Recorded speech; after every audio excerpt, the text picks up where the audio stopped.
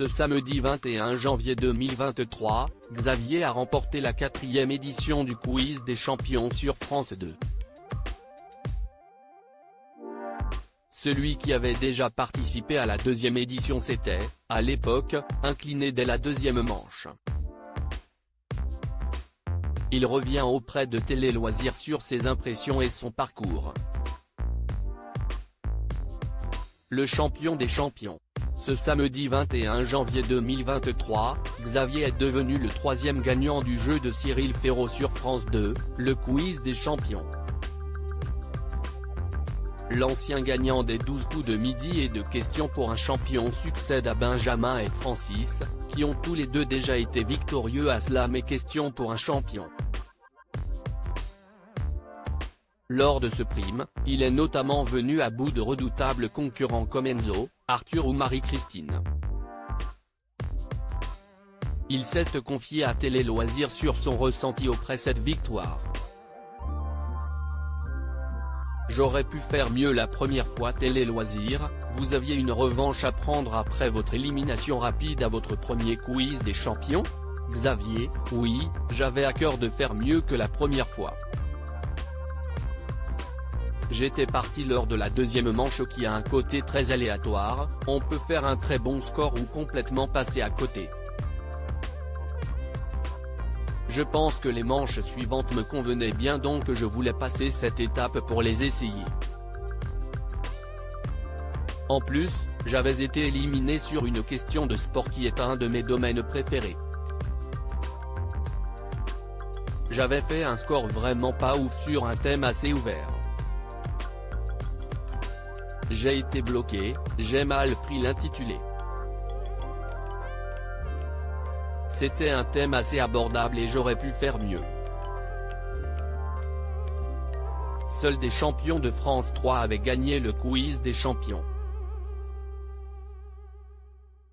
C'était important de faire briller l'image du jeu de TF1. Oui, il y avait aussi un peu d'ego pour défendre les 12 coups de midi.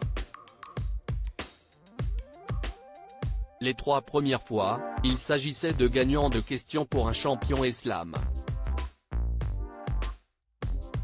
Même si j'ai aussi gagné la cagnotte de questions pour un champion, je m'identifie plus aux 12 coups de midi et je suis content qu'on n'ait plus gagné. Vous vous attendiez à devoir affronter Sébastien en finale ?